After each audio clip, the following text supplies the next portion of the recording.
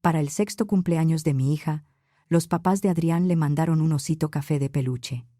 Mía lo abrazó apenas lo vio, como hacía con todo lo suave. Después se quedó quieta. Me buscó con la mirada y me preguntó: «Mami, ¿qué es esto?». Me acerqué pensando que tal vez se le había abierto una costura. Cuando vi lo que había dentro, tuve que respirar antes de decir algo. No quería asustarla. Unos días después, una alerta del reloj de Mía y una llamada al 911. Llevaron una patrulla hasta la puerta de mis suegros. El cumpleaños iba a ser sencillo: pastel, gelatinas, gorritos de cartón, juguitos, papitas y bolsitas de dulces. Vivíamos en Clavería, en Azcapotzalco, en un departamento viejo pero amplio, con pisos que rechinaban y ventanas grandes hacia una calle tranquila entre semana, aunque los sábados se llenaba de ruido. Me llamo Mariana, y para entonces estaba en medio del divorcio con Adrián. Los papeles iban y venían entre abogados, pero todavía no había nada cerrado. La casa seguía funcionando. Mía seguía yendo a la escuela. Yo seguía trabajando. Intentaba que Mía lo notara lo menos posible.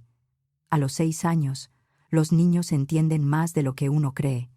Así que inflé globos, preparé bolsitas y horneé panquecitos. Supongo que también necesitaba ocuparme en algo concreto. Invité a los papás de sus amigas a quedarse. No quería estar sola con 4 niñas corriendo por la sala, contando a Mía, y quería que ese día fuera suyo, no del divorcio. Fueron 3 amigas de Mía. Sus papás estaban sentados en la sala con vasos de café, tratando de ser amables, sin preguntarme directamente cómo iban las cosas con Adrián. Yo sonreía más de la cuenta y hablaba rápido, con esa voz que una usa cuando hay visitas y no quiere que nadie note que lleva semanas durmiendo mal. Pero Mía estaba feliz, y eso me alcanzaba. Entonces tocaron el timbre. Era un repartidor con una caja rosa, muy bien envuelta, con un moño perfecto. No necesité leer la tarjeta para saber de quién era. Elena y Roberto cuidaban mucho esas cosas. Para Elena, un regalo mal envuelto no era solo un regalo mal envuelto. Era una señal de descuido. La nota pegada arriba decía: «Para Mía, abrir hoy». Ellos no iban a la fiesta. Mía tendría otra celebración con Adrián el sábado siguiente, la fiesta con su papá, como ella le decía, pero Elena y Roberto querían que su regalo se abriera en mi casa, frente a todos. Puse la caja con los demás regalos. Los niños abriendo regalos son un caos. Papel roto, gritos, manos pequeñas jalando bolsas. Mía abrió unas calcomanías, un termo con diamantina y un unicornio de plástico que levantó como si fuera un trofeo. Después tomó la caja rosa. «Este es de mis abuelitos», dijo orgullosa. La abrió con cuidado. Elena siempre le decía que debía ser delicada. Al principio me parecía tierno. Después entendí que muchas veces Elena usaba delicada para pedirle que no contradijera a nadie. Dentro había un osito café de peluche, con un corazón rojo cosido en el pecho. A Mía se le iluminó la cara. Le encantaban los peluches. Cualquier cosa suave y fácil de abrazar le parecía perfecta. Lo apretó contra su pecho sin pensarlo. «Está bonito», dijo. Las otras niñas se acercaron. Una dijo que quería uno igual. Un papá comentó que ese osito seguro iba a dormir con ella esa noche. Yo me reí, porque eso se hace en una fiesta normal. Mía se fue a jugar con el oso en brazos. La sala volvió al ruido de antes. Niñas corriendo, papás tomando café, platos desechables acumulándose, betún de pastel apareciendo en lugares donde no tenía sentido. En ese momento era solo un regalo más. Unos 20 minutos después, Mía apareció en la entrada de la sala con el oso en un brazo. Tenía la frente arrugada, como cuando intenta hacer una suma y no le cuadra. «Mami», me llamó. Volté todavía sonriendo, todavía intentando que todo pareciera en orden. Se acercó. No estaba llorando. No parecía asustada, solo confundida. Me mostró una parte de la espalda del oso, cerca de una costura. La tela estaba un poco abierta, como si el cierre escondido no hubiera quedado bien metido entre el peluche. «Mía, ¿qué pasó?», pregunté. Ella apretó un costado del oso y me miró. «Mami, ¿qué es esto?». Me acerqué. Entre el relleno había algo duro. No era una etiqueta ni una pieza de música de esas que traen algunos juguetes. Era un objeto pequeño, oscuro, con una parte metálica y un cable delgado. No pertenecía ahí. Mi primer impulso fue llamar a Adrián, llamar a Elena, exigir una explicación. Pero detrás de Mía había 3 niñas. En mi sala había padres invitados. En la cocina estaba el pastel esperando las velitas.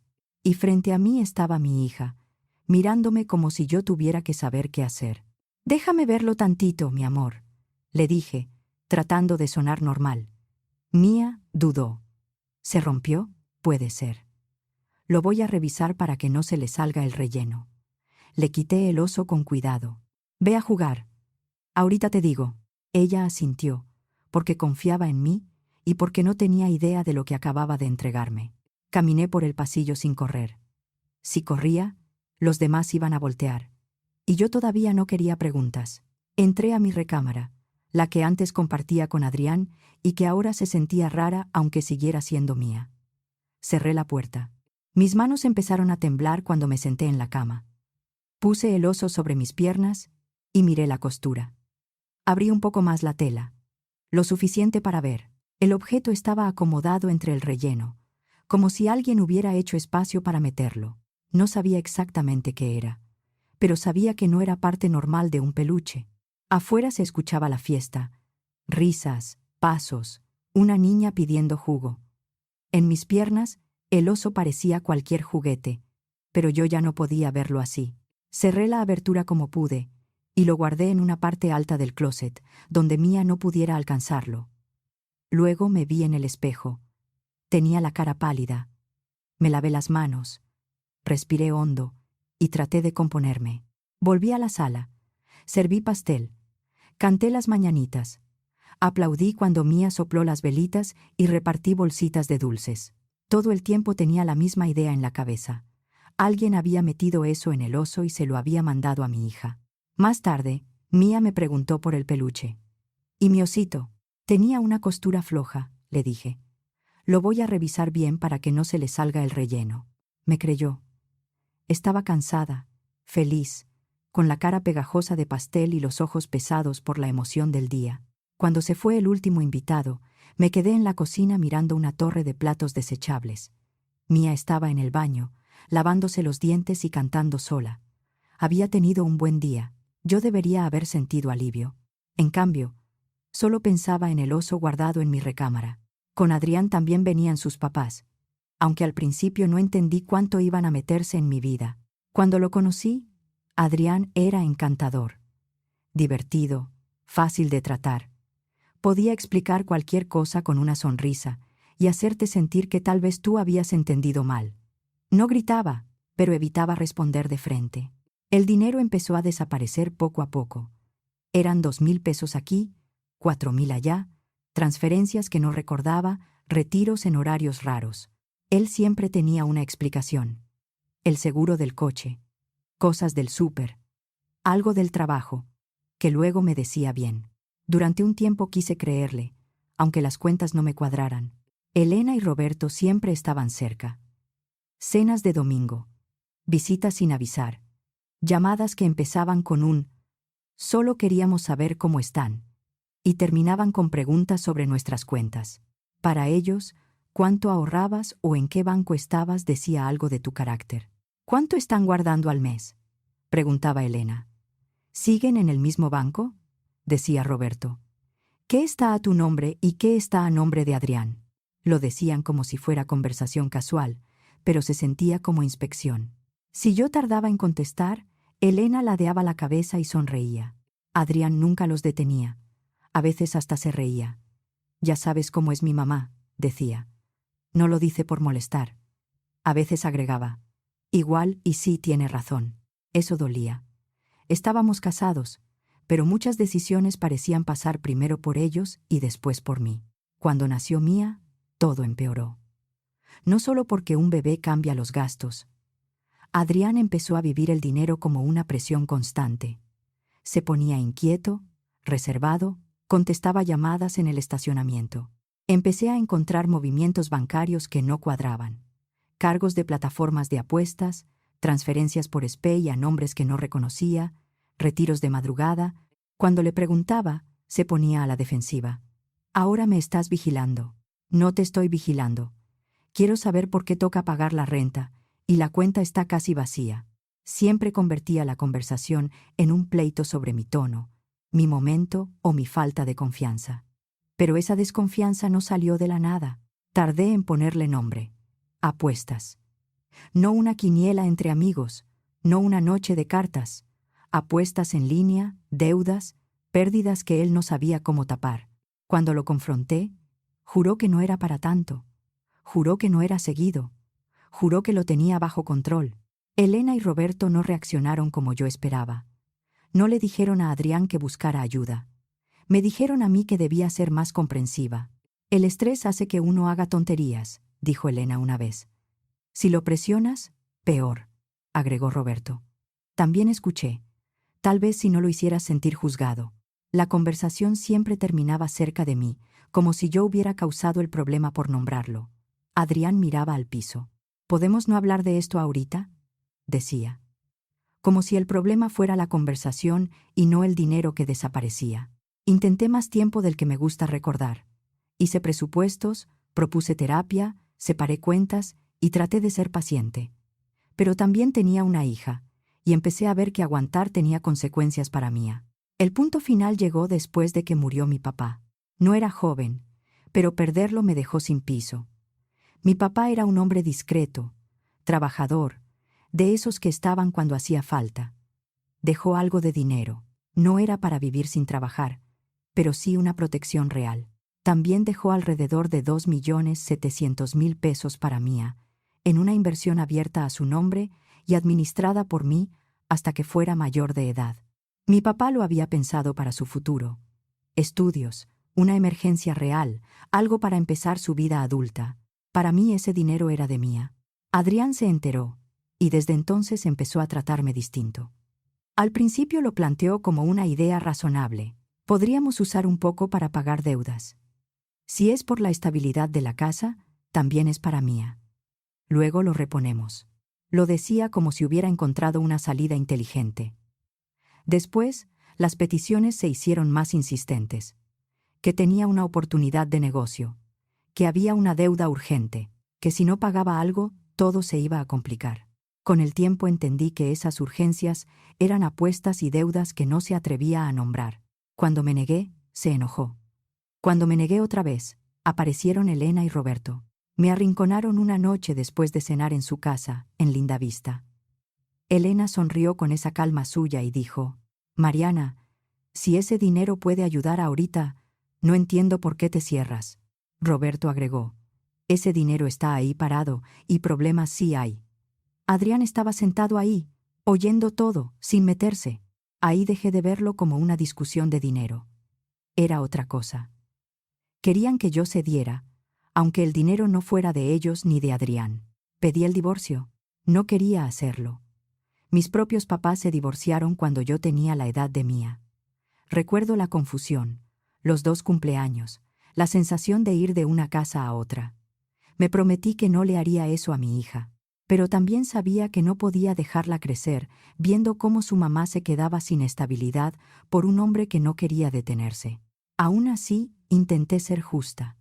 Ofrecí un acuerdo equilibrado de convivencia y propuse repartir lo que nos correspondía sin pelear por cada cosa. También intenté mantener en paz el tema del dinero que había dejado mi papá. Mi abogada, Ángela Pérez, me dijo que era una postura razonable. Ángela era seria, directa. No levantaba la voz porque no lo necesitaba. Adrián actuó como si estuviera de acuerdo.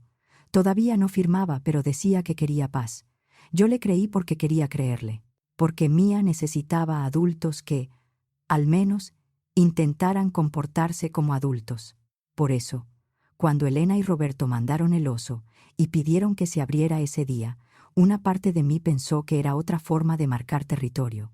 Su manera de estar metidos incluso en una fiesta a la que no habían ido. Hasta esa noche no había querido pensar que fueran capaces de algo más. Cuando Mía se quedó dormida, volví a mi recámara y saqué el oso del closet. Lo puse sobre la cama. Abrí la costura con más cuidado. Adentro estaba el objeto. Plástico duro, una pieza metálica, un cable delgado, todo acomodado entre el relleno. No soy ingenua, pero tampoco identifico aparatos escondidos en peluches como si fuera normal. Hice lo que muchas personas harían con miedo y un celular en la mano. Tomé fotos de cerca, de lado, de los números impresos en el plástico. Luego busqué en Internet.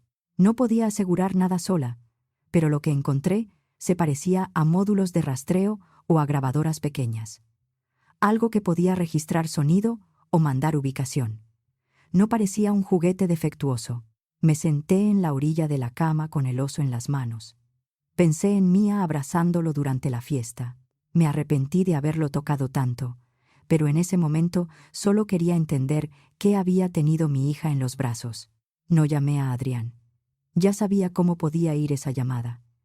Iba a decir que yo estaba exagerando, que estaba paranoica, que el divorcio me estaba afectando. Después iba a avisarles a sus papás y ellos iban a preparar su versión. Si estaban haciendo algo así, yo no iba a anunciar mis movimientos. Acomodé el oso como pude, lo metí en una bolsa limpia y lo guardé. Después me quedé sentada con una idea que no me gustaba, pero que tenía sentido. Adrián sabía de tecnología. Elena y Roberto sabían presionar y aparentar preocupación. El oso parecía venir de ellos, pero esto también tenía algo de Adrián. A la mañana siguiente llamé a Ángela. «Necesito verte», le dije. No intenté sonar tranquila. Me dio una hora. Su oficina olía a papel limpio y café. Me senté frente a su escritorio y le pasé mi celular. Tomé fotos de algo que encontré dentro del regalo de cumpleaños de Mía. Ángela revisó las imágenes. Su cara cambió. «Mariana», dijo con calma, «esto es serio». «Lo sé. Por eso vine». Dejó el celular sobre el escritorio. «Antes de hablar de eso, necesito decirte algo». Sentí que el estómago se me cerraba. Abrió un expediente y señaló una hoja. Adrián rechazó la propuesta de custodia compartida. Tardé un segundo en entender. ¿Qué? Quiere solicitar la guarda y custodia para él. Me quedé mirándola. Eso no tiene sentido. Él dijo que quería algo equilibrado. Sé lo que te dijo, respondió Ángela. Pero en los documentos alega que tú eres inestable. ¿Me está llamando inestable? Ángela asintió. Y pide intervenir en las decisiones sobre el cuidado de Mía y sobre el dinero destinado a ella. Ahí entendí la razón. La custodia no le abría la cuenta de Mía de forma automática, eso Ángela me lo dejó claro. Pero sí podía colocarlo en una posición desde la cual presionar decisiones, presentarse como el adulto estable y debilitarme a mí ante el juzgado. Me quedé con las manos apretadas sobre las piernas. Durante meses había tratado de ser correcta. Les había ofrecido paz. Ellos habían respondido metiendo un aparato en el peluche de una niña. Ángela se inclinó un poco hacia mí. ¿Tienes pruebas de las apuestas? Sí. Mensajes, estados de cuenta, capturas de transferencias, conversaciones donde me pide usar el dinero de Mía. Bien, las vamos a necesitar. Tocó mi celular con la punta de los dedos. Y esto hay que tratarlo con cuidado. No lo manipules más. Guárdalo tal como está y vamos a levantar la denuncia. Si se puede hacer una revisión técnica, mejor. Toma tiempo. Pero el hecho de que exista ya importa. Asentí. Seguía teniendo miedo, pero por primera vez pensé con más claridad. Tú le ofreciste una salida sin pleito, dijo. Ahora hay que documentar todo. Respiré hondo. Voy a hacerlo bien. Eso es lo mejor. Y una cosa más. Mientras no tengamos una orden, no te conviene impedir la convivencia por tu cuenta. Déjame dejar constancia de lo que pasó y pide todo por escrito. Si cambian algo, que quede registrado. Salí de su oficina con una lista de documentos por reunir. Estados de cuenta, mensajes, capturas, comprobantes, fechas. Ángela empezó a preparar la denuncia y la solicitud de medidas. Pero me dejó claro que eso no se resolvía de un día para otro. También salí con una certeza. Adrián no estaba intentando llegar a un acuerdo. Estaba intentando quedarse con ventaja. El sábado siguiente llegó la segunda fiesta de Mía. La de Adrián. La que supuestamente sería con él, Elena y Roberto. No quería dejarla ir. Cada parte de mí decía que no. pero también sabía cómo se vería si yo la retenía sin una orden, justo cuando él me estaba acusando de inestable. Si me volvía difícil, les daba la historia que querían contar. Así que hice lo único que podía hacer. Me preparé. Esa mañana, le puse a Mía un reloj infantil en la muñeca. Era colorido, sencillo, de esos que parecen más accesorio que otra cosa. Tenía ubicación, botón de emergencia y una función que guardaba unos segundos de audio cuando se activaba la alerta. Yo no le expliqué esa parte con detalle. No quería asustarla. Me agaché frente a ella y le acomodé el cabello detrás de la oreja. Si te asustas o no encuentras a tu papá, aprietas este botón, ¿sí? Mía miró el reloj. ¿Por qué? Por si acaso. A veces los adultos se confunden. Si necesitas a mamá, lo aprietas. ¿Y tú vienes? Sí, mi amor. Voy por ti. Me abrazó rápido, como abrazan los niños cuando ya quieren irse. Adrián llegó por ella. Se paró en la entrada del edificio con una calma ensayada. Hola, dijo, como si solo fuéramos dos papás organizando horarios. Hola. Mía corrió hacia él. Él la cargó y le dio una vuelta. Yo observé sus manos, su cara, su manera de no mirarme demasiado. Te mandé la ubicación por mensaje, dijo. La recoges ahí a las 6. Es un salón en Vallejo. Si se mueve algo, te aviso. Avísame cuando vayan saliendo. Sí, claro. Y se fueron. Las horas pasaron lentas. Lavé trastes, doblé ropa y miré el celular demasiadas veces.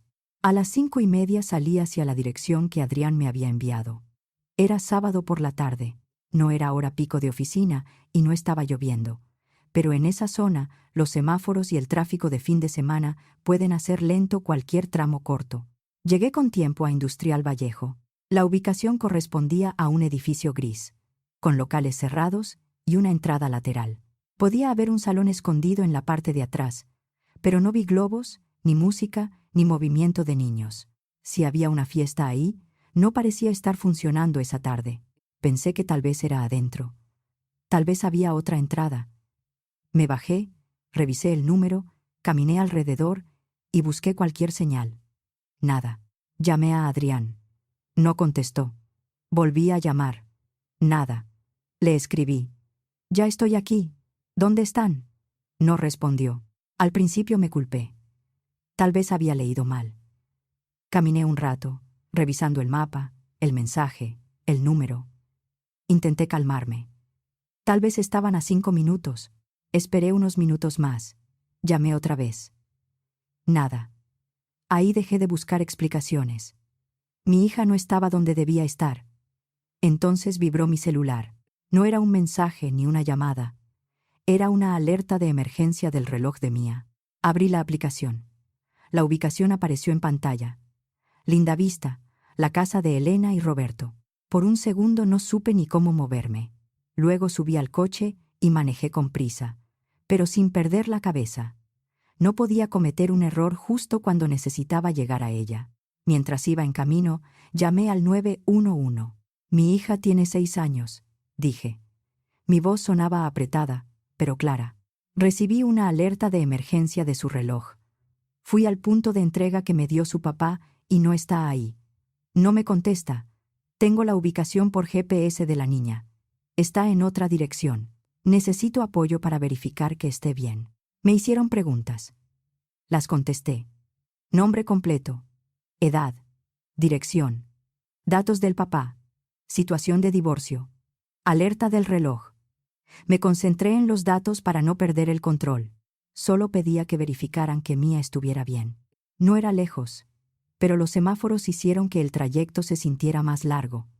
Cuando llegué a la calle de Elena y Roberto, una patrulla de la zona ya estaba afuera. Una unidad estaba cerca, y llegó antes que yo. Me estacioné como pude. Bajé y fui directo a la puerta. Antes de que tocara, la puerta se abrió y Mía salió corriendo. Se me lanzó encima. La cargué y por un momento solo me concentré en tenerla conmigo. Tenía la cara húmeda y los brazos apretados alrededor de mi cuello. Mía, le dije al oído. Estoy aquí. Ella se separó apenas para verme. Tenía los ojos rojos. Mi abuela dijo que no viniste. Soltó entre sollozos. Dijo que me dejaste. Sentí que algo se me apretaba en el pecho, pero no lo dejé salir. Sí fui, mi amor. Estuve donde me dijeron. Te estaba buscando. Se quedó confundida, como si no supiera a quién creerle. Detrás de ella apareció Elena, con las manos juntas y la expresión de quien quiere parecer serena ante una visita incómoda. Mariana, dijo con voz suave. Fue una confusión. Roberto estaba atrás, con los brazos cruzados, molesto, como si todo aquello le pareciera una exageración. Uno de los policías se acercó y empezó a hacer preguntas con tono neutral. Elena explicó que Adrián había tenido que salir a resolver algo, que hubo un cambio de planes y que Mía se puso sensible. No supo explicar por qué Adrián no contestaba el teléfono. Roberto agregó que la niña estaba muy consentida últimamente. Mía se pegó a mi cuello. Me asusté, dijo. Tú no llegabas. Claro que decía eso. Tenía 6 años. Le habían dicho eso. Lo había creído. Y cuando creyó que yo no iba a llegar, apretó el botón. Elena murmuró. Ha estado muy emocional con todo lo del divorcio. La miré. Reconocí la misma calma de las cenas de domingo. La misma forma de decir cosas duras como si fueran preocupación. No discutí en la puerta. No les di una escena. No ahí. No frente a mi hija. ¿Nos vamos a casa?, dije. Elena abrió la boca, pero la presencia de los policías la detuvo. Roberto apretó la mandíbula. Adrián no estaba por ningún lado, y eso también quedó asentado. Subí a Mía al coche. En el camino no le hice preguntas. Ella iba callada, mirando sus manos. Al llegar a casa, le preparé chocolate caliente. No porque eso arreglara nada, sino porque necesitaba darle algo simple. Nos sentamos en el sillón. Le pasé una cobija sobre las piernas. Yo no te abandoné, le dije despacio. Nunca haría eso. Ella asintió, agotada. Se recargó en mí como cuando era bebé. Más tarde, cuando por fin se quedó dormida, fui a mi cuarto y abrí la aplicación del reloj. Esperaba encontrar un registro de hora, tal vez la ubicación, pero al abrir el evento de emergencia, vi que había un archivo de audio. Me quedé mirando la pantalla un segundo. Luego presioné reproducir. Al principio se escuchaba ruido, tela, movimiento, la respiración entrecortada de Mía. Después apareció la voz de Elena. Clara, ya ves, decía. Tu mamá no llegó. La voz pequeña de Mía respondió. Dijo que sí iba a venir. Elena habló más suave. A veces los adultos se equivocan, mi amor. A veces prometen cosas y no pueden cumplirlas. Se escuchó la voz de Roberto al fondo.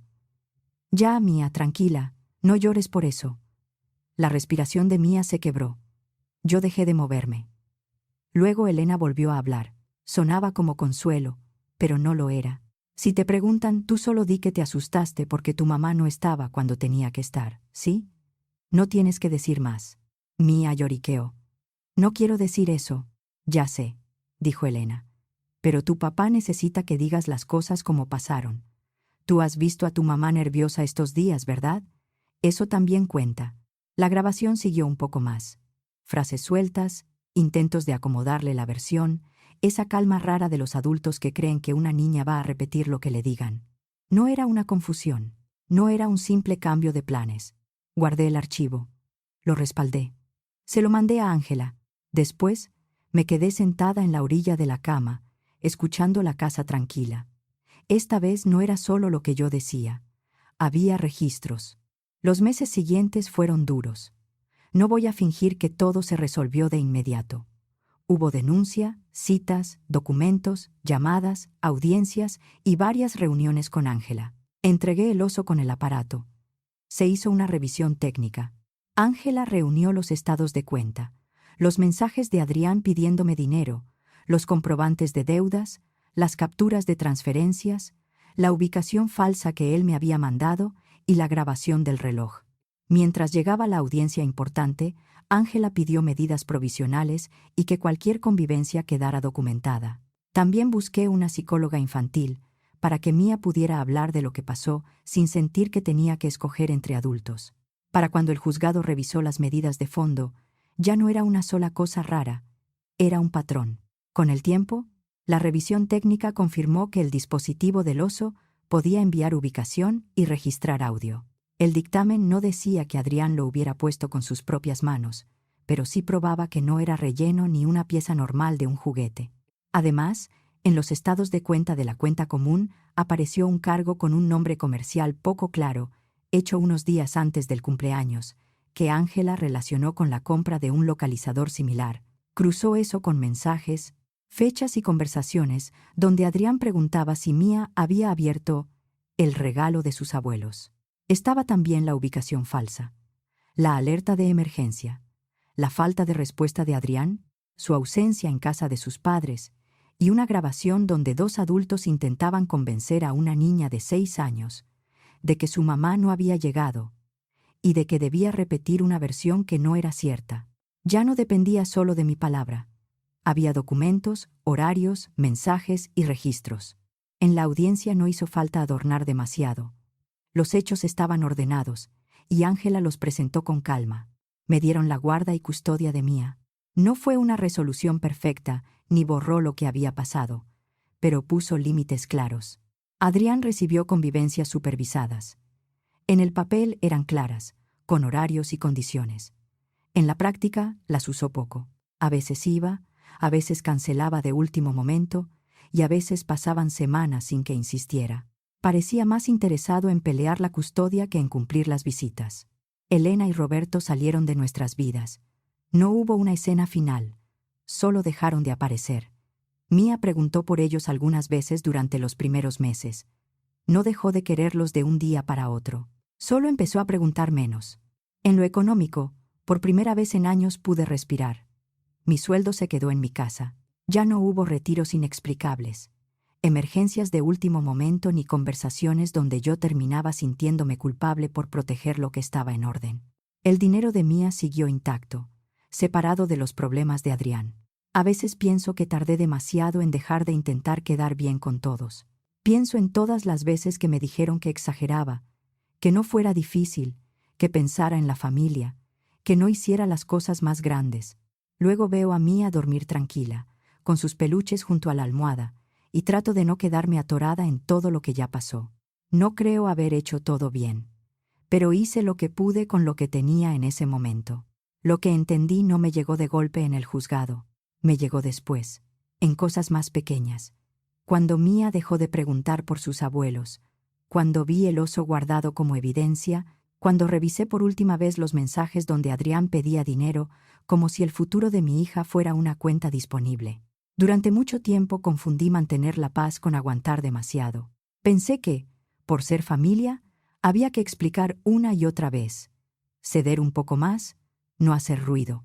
Pero hay límites que no se negocian, aunque duela ponerlos. Nadie que quiera bien a una niña la usa para ganar una pelea de adultos. Nadie que respete una casa mete miedo, culpa o mentiras por debajo de la puerta. A veces cuidar a la familia empieza justo cuando dejas de permitir que la palabra familia sirva de excusa para hacer daño.